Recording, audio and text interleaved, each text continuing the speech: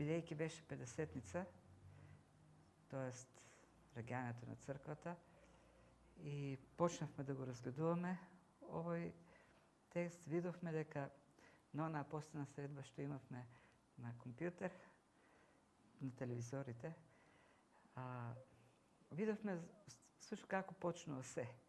После вознесението на Христос, она што се случува е апостолите, првото нешто што го прават, и за нив веројатно најважно, е да го пополнат оној број на апостоли, бидејќи црквата е градба која се темели на Христос како главниот аголен камен, а апостолите се како темел, основа.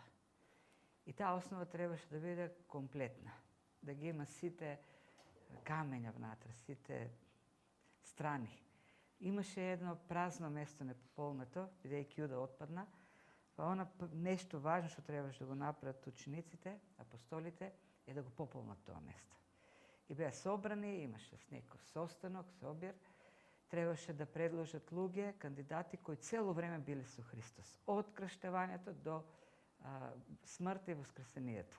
И само двајца кандидати имало такви, Матија и Варнава, и со жребка Матија избран. И со тоа темелот е излеан, комплетен е, и веќе црквата можеше да се надградува, т.е.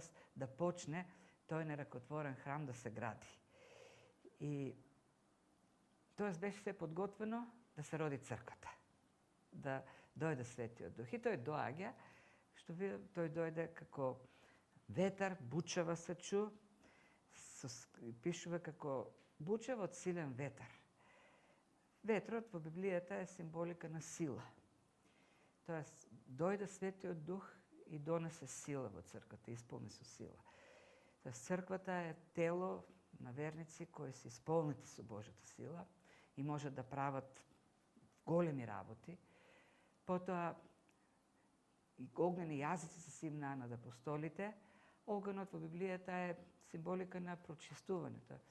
Преку огнот тоа што ќе помине на крајот излегува чисто. И дори нашата вера се проверува преку оган. Тоа е метафората. Тоест, ја исполни со оган, тоа е сила за очистување, еден копнеш за таа чистота, и на крајот апостолите почнаа да говорат јазици, кои, како што овдека можеме сега во втората проповед да видиме, беа разбирливи за евреите дојдени од различни места кои си говорат некакви местни јазици. Тоест, симнувањето на Светиот Дух ја исполни црквата со сила, јасно, да го говори разбирливо Божјото Слово. И тоа е суштината на црквата. Исполната со силата на Светиот Дух, чистота и јасна порака. Уште на почетокот, на првиот ден, при раѓањето на црквата, се покажа тоа. И сега продолжуваме понатаму. Лука дава една основа, покажува за почнувањето на една беседа на Петар.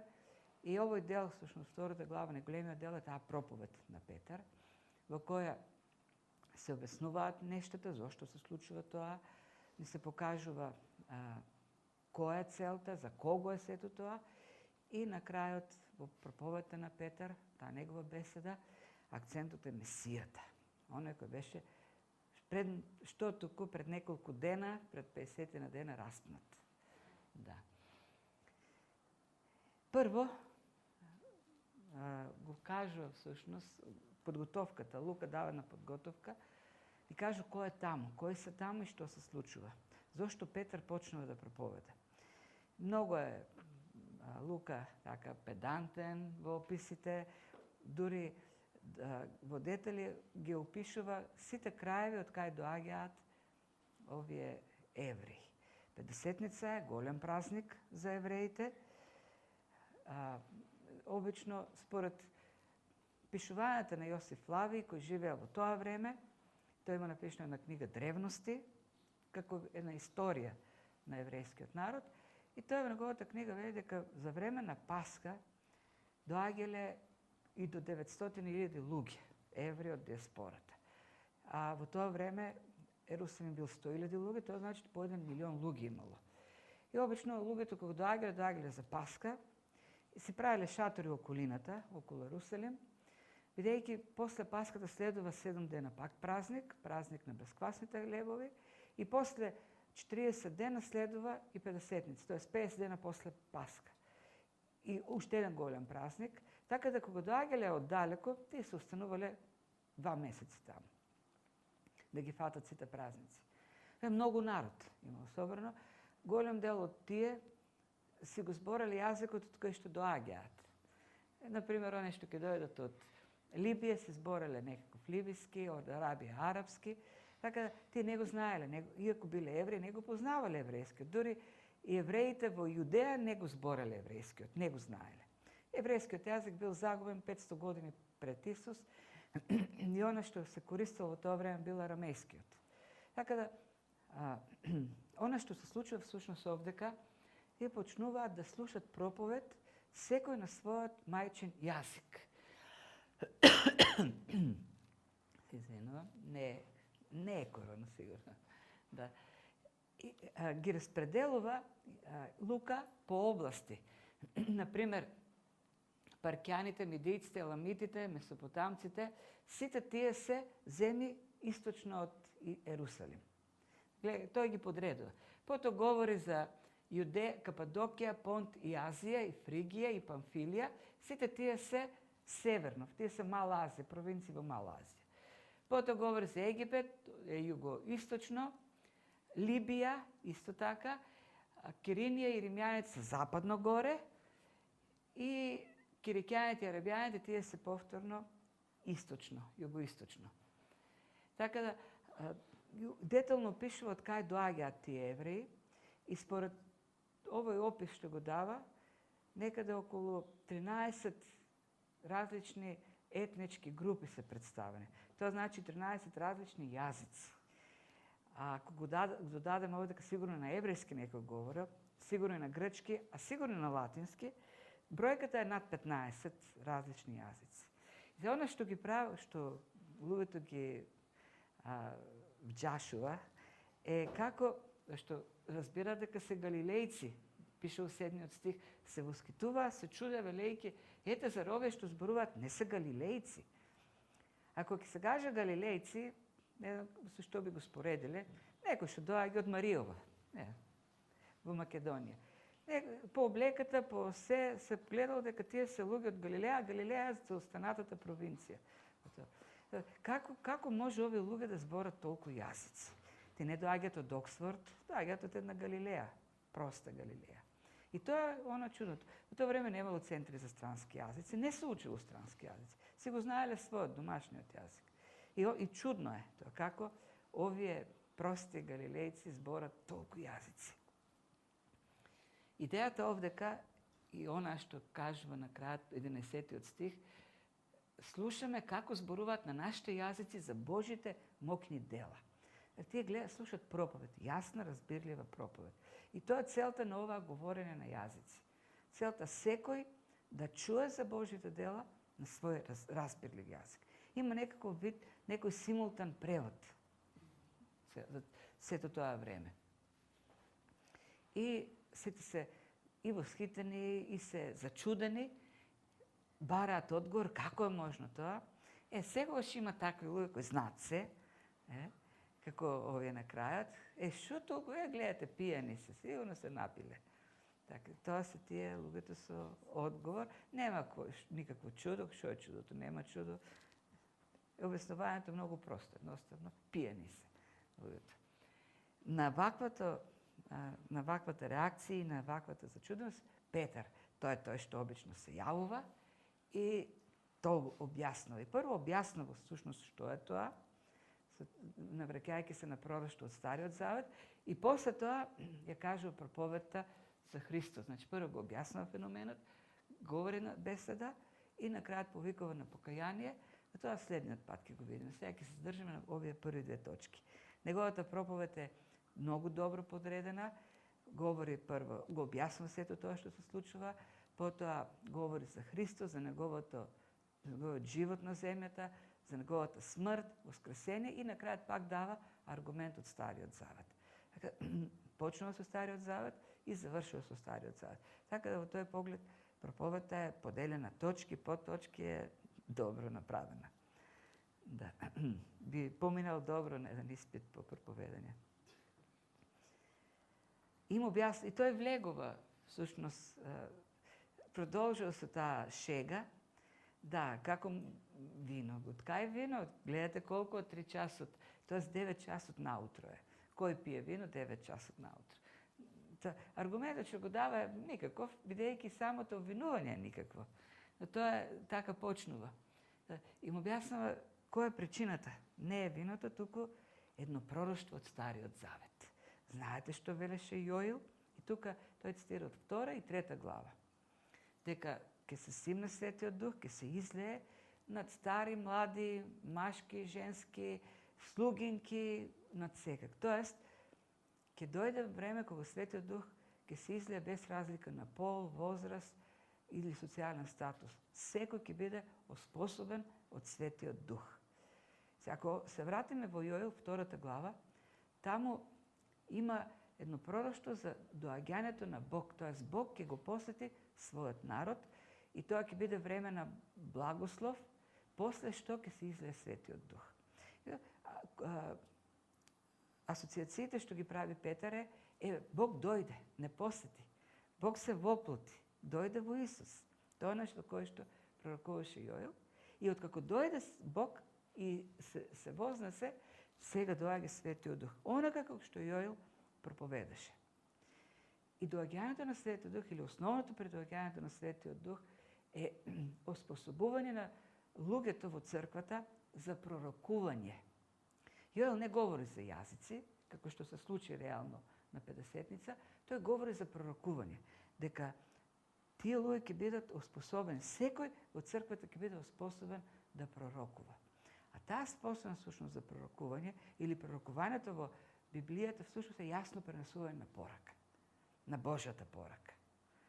Сите во црквата ќе бидат оспособени од Светиот Дух да можат да ја пренесуваат Божјата порака за спасение. Тоа е идејата на Јоел. Нема да има никакво ограничување, нема Бог да избира некој кого што ќе го дари со Светиот Дух, некој што нема да го дари. Секој што ќе биде во црквата, секој што ќе верува, ќе биде оспособен. Ќе биде исполнет од Бог за да проповеда. И ова го дава овдека Јоел како една епоха, уствари. Гледате како почнува. Бог го посетува својот народ, доаѓа Светиот Дух, има служба на Светиот Дух преку црквата, ќе прави чуда и така натаму. И во 20 стих, сето тоа ќе заврши со есхатолошки, со катаклизмички некако. Сонцето ќе се претвори во темнина, месечината во крв и тогаш ќе дојде Господовиот ден. Тоест, таа епоха ќе заврши со Божиот суд. И јасно тука се исцртани границите на црква, временските граници на црквата, која почнува со синувањето на Светиот Дух и завршува со катаклизмите, со Господовиот ден, со судот. Но, она што е важно, и тоа е крајот на овој прв дел на таа проповед на Петар, секој кој го повика Господовото име, ќе биде спасен, ќе се спаси. Ќе биде спасен. Ќе биде избавен од тој суд. Во црквата има спасение идејата. Во таа епоха Бог ќе спасува. Секој што ќе го повика Господовото име. И кое тоа име, тоа е прашањето. Тој не каже. И натаму тој веќе говори за тоа име. Но зборот спасен, уствари, што го потреба овдека Петар, е ослободен. Тоа е вистинското значење. Секој што ќе го повика Господовото име ќе биде ослободен. И тука ослободувањето, кога говори за ослободувањето, има во предвид исполнувањето на онаа функција или онаа суштина за човекот каква што Бог има. Оно што ќе го повика Господовото име, тој ќе биде слободен да се реализира во оној образ што Бог му го дава на човекот. Тоа со Светиот Дух во себе, тој го има Бог во себе. И тој го живее животот заедно со Бог. Бог го планира човекот да живее со него, да живее во неговото присуство и Светиот Дух всушност го способува тоа. И тоа е идејата. Секој што ќе го повика Господовото име, тој ќе биде исполнет со Светиот Дух, тој ќе пророкува, тој ќе биде слободен. тој ќе се реализира како човек, вистински човек. Таа вистинската личност на човекот, да го има Бог во себе. И тоа е епохата на црквата.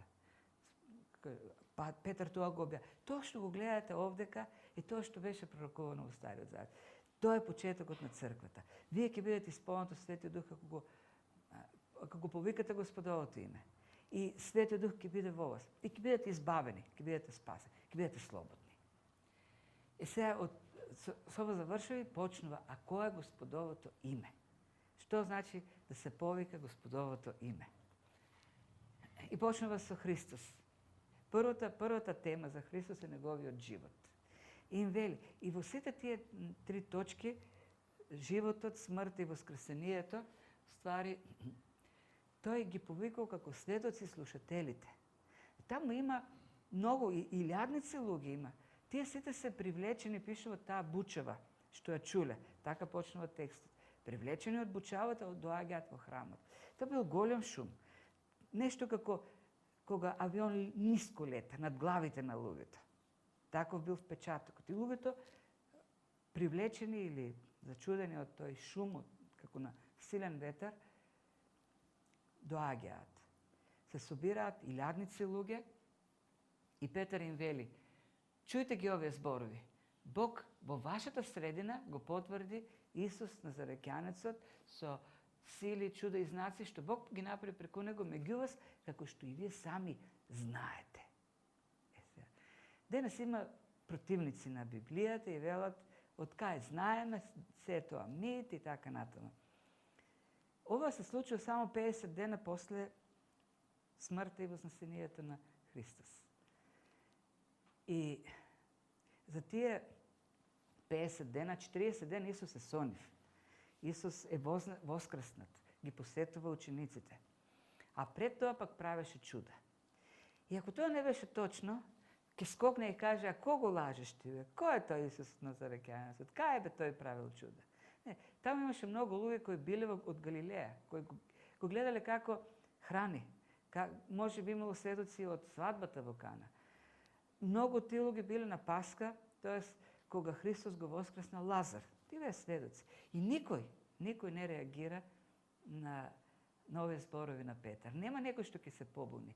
Тие гледаат. Навистина Бог го потврди Назареќанецот Исус со многу сили, чуда, знаци. Така да, ако некој имал можност за приговор да се спротивстави, тоа било времето тогаш. Никој не се спротивставил. Зашто навистина сите беа сведоци на тие чуда што Христос ги правеше. И второто нешто за кое прво, вие знаете дека Бог го потврди во службата. Неговата служба беше со знаци, со сила, со многу чуда. Вие него, и сега пак се обраќа кон луѓето, вие се тие, откако беше предаден според предодредената Божја воља пред знаење, вие го предадовте на незнабожците, беззакониците, го распнавте и го убивте. И повторно никој не се спротивстава на тие зборови, зашто тие истите луѓе што слушале проповед, 50 дена порано, на площадот викале, раснете го. Кога Пилат им даде можност кого да спаси, дали Варнава или Варава или Исус, сите велеа, Исус распнат. Вие го распнат, вие го убивте. И пак никој не се спротивставува на тие зборови. Но што е важно, кога јас сум го подцртал, вие го распнавте, вие го предадовте, ама се беше според Божјата воља. Бог предодреди, тоа беше Божјото предзнаење. Бог реши да биде така, зашто тоа е единствениот начин вие да бидете спасени, ако го повикате Божјото име. Тоа е единствениот начин вие да бидете слободни. На крајот она што го кажа во првиот дел. Се тој им објаснува кој е Господовото име. Кој име треба да го повикат за да бидат спасени. Тој Исусот Назареќанецот, кој служеше и кога вие го распнавте, тоа е Господовото име.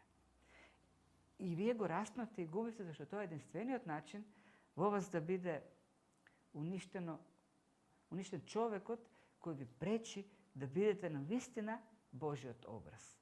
Човекот кој во вас ви пречи да се реализирате како луѓе, да бидете слободни. Да го убие Мистер Хайд. Доктор Джекил и мистер Хайд. Знаете приказната. Во многу филмови, дури Том и Джери имаше една епизода, не знам ако се сеќава некој, мислам дека Том се претвараше во мистер Хайд. Еден доктор, добар човек, кој ќе се напиеше нешто, стануваше друга личност, мистер Хайд, лош, зол и убиец дури, не знам како беше. Да. Мистер Хайд е во сите нас. Ние сме убави, фини, добри, ама си живее во нас тој мистер Хайд и ние се претвараме во мистер Хайд, зашто тој човек во нас сака да мрази, да завидува, да уништува, да презира, да напаѓа. Тоа е во нас. Единствениот начин тој да биде убиван и всушност тоа Бог направи на крстот, на нишани, кон тој мистер Хайд да го стариот човек, лошиот човек во нас, грешниот човек да го уништи. Тој не е уништен, но Светиот Дух, новиот човек во нас, ја дава силата за ослободување, да бидеме навистина Божјиот образ, да бидеме навистина тие личности. И понатаму вели, но Бог го крена, вие го убивте, но Бог го крена, го ослободи од смртната агонија, зашто смртта не можеше да го задржи. И почна да говори за таа воскресенска сила. И таа сила е во вас. Тоа е оној кој ќе го повика Господовото име, Христовото име, во него има таа сила, воскресенска сила. Сила која го обновува, го ослободува, го спасува. И таа сила луѓето не ја сакат, не, зашто ние сме суетни. Ние сакаме сами да се справуваме и ако не можеме да се справуваме, подобро ќе останеме така отколку да прифатиме некој решение од Бог.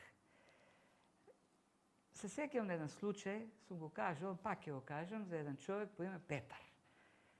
Тој Петар имаше жена, Дени се вика, и се уште се во брак. Пред 30 години тој црта, аниматор и свири на бас-гитара и свирил во ресторани. Така, еден живот, распуштен, по кафани, по ресторани, никаков брак, пред развод, без пари. Тој човек имаше една тетка, која одеше од црква и го канеше да оди на црква. И еднаш тој отиде на црква и поверува, и се спаси, и му се смени животот. И се заздрави бракот, па собраа пари, си купија стан, убава работа и така натаму. И што се случи? Родителите на тој Петар го отфрлија зашто полудел човекот. Како може тој да оди во црква на секташи? И овие секташи го побркаа нашето дете. Тоа беше нивното. И ги отфрлија, ги избркаа. Зашто се случило нешто со нив, со тоа семејство, со нивните деца, што они не можеле да го направат, ама не може да го прифатат. Бог да го направи тоа. Подобро е да се остане таков, дури без можност да му помогнеме, отколку да оди таму во некоја црква, Бог да го спасува, Бог да го променува. Тоа е проблемот на доктор Джекил и мистер Хайд.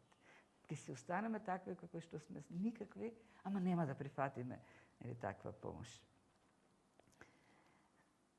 Но тоа е единствениот начин. За тоа говори. И тоа го говори на евреите кои го распнаа Христос токму од таа причина. Исус им рече, јас сум спасението, јас сум вестината. И тие рекоа, не те сакаме. Ние ќе се спасиме самите. Ќе останеме вакви зажалени, ама ќе те убиеме. И го убија Христос. Зашто тој им вети друг, им предложи нешто друго. Нешто што они не може да го прифатат. И сега Петар пак им вели, тоа е начинот. Вие го распнавте, ама тоа е единствениот начин. Вие да бидете спасени и ослободени. И продолжува и говори за воскресението, нели, што се случи. И овдека пак повторно, тие беа сведоци на тоа воскресение, тоест не беа сведоци, но никој од народот не може да го најде телото. Знаеа таму евреите дека фарисеите плаќаа луѓе да шират гласини дека учениците го украле телото. Но Делото не може да биде најдено. И се шириле сигурно гласини дека за тие 40 дена Христос ги посетува учениците. И не можеа да го најдат. Не можеа да го фатат. И Рим беше вклучен со војската, и фарисеите, и свештенството. Христос не можеше да биде откриен. И ако имаше можност некој да противрече, пак ќе кажеше, кој бе воскреснал? Што ги лажете овде луѓето? Нема. Такви реакции нема. И оди кон еден друг текст од Стариот Завет, се враќа за Давид. Еве Давид, гледате што пишуваше. Тоа е Псалм 16. Сега како што пишува дека Давид, пишува прво лице еднина. Како тој за себе се да пишува. Постојано го гледам Господ пред себе, тој ми одесно, се развеселе моето тело ќе почива во надеж, зашто нема да оставиш мојата душа во адот, ниту ќе дозволиш твојот светец да биде распагине и така натаму. Сега вака изгледа како Давид да се зборува за себе. И се ги прашува нарочно. Добро, за кого овдека Давид пишува за себе, дека неговата душа нема да најде распаѓање, и на крајот завршува, нели, му рече Господ на мојот Господ. Јахве му рече на мојот Јахве. За кого говори тука? Јахве, за кој Јахве говори? Дека ќе седне одесно, додека не ги собере нозите. И меѓутоа во овој текст Давид сигурно не говореше за себе, зашто гробот на Давид уште е меѓу нас. Отворете го, ќе го видите, таму се госките на Давид. Тој умре. Неговата душа не преживеа како она што се кажува за воскресение и така натаму. Тој е мртов. Значи Давид не говори за себе. Давид говори за некој друг. Давид говори за Христос. Христос е Јахве, сушност. Христос е Бог. Оно што вие губивте Јахве, вие губивте Бог. Тоа е целата идеја. И оно ќе го повика Христос, го повикува Јахве. Оно што ќе го повика на помош Исус Назареќанецот, го повикува Јахве, зашто Христос е Јахве. Јахве му се обреќа на Христос како на Јахве. Овдека во Стариот Завет, Господ на мојот Господ, два пати е зборот Јахве. Јахве му се обрати на Јахве. Христос е наречен Јахве. Оној Бог кога Стариот Завет, нели, го почитува и го спомнува. И така.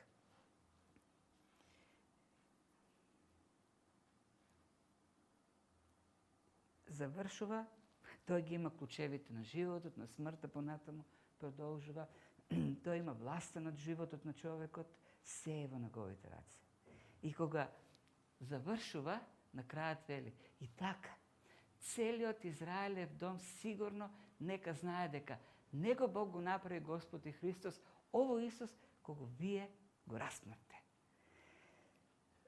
Со други збори вели, оној кого вие го распнавте, е оној кој ќе ве спаси еден ден или ќе ве суди. Вие го ставивте на крст, го сместивте у гроб и мислите дека се спасивте од него. Не, еден ден, Господовиот ден, вие пак ќе се исправите пред него. И кој него повикува Господовото име, нема да биде спасен. Нема да биде ослободен. Многу непријатна ситуација. Тој вели, вие го убивте оној пред кого сега треба да одите и да барате спасение и прошка. Има една анекдота за некој човек. Требал да има операција, отешол у болница, паркирал колата на паркингот, ама таму се испокрал со некого. Му пречел со паркинг место, го пцуел, го направил на ништо. Го навредил, го вредил, и така. И тоа го сместиле у болница, го подготвиле за операција, го ставиле на носна количка, го влегол во операционата сала и гледа таму еден доктор со ножевите што треба да го оперира, истиот тој човек, кога го направи, го пцуел и го навредувал. Може си представите каква била средбата. Разбира дека неговиот живот е во раците на тој човек, кога предходно го навредувал. Во таква ситуација се нашли евреите. И тој им го кажува Петар. Вие го распнавте, вие го убивте, и се треба да барате спасение од тој човек. Тој треба да ве спаси. И велат, и што да правиме сега? Реакцијата е, што да направиме? И 3000 души се покаяле. после таа проповед. Тоа ќе говориме следниот пат. Идејата е дека има една книга ми подарија пред некој ден за роден ден, Смртта гласина која не е проверена.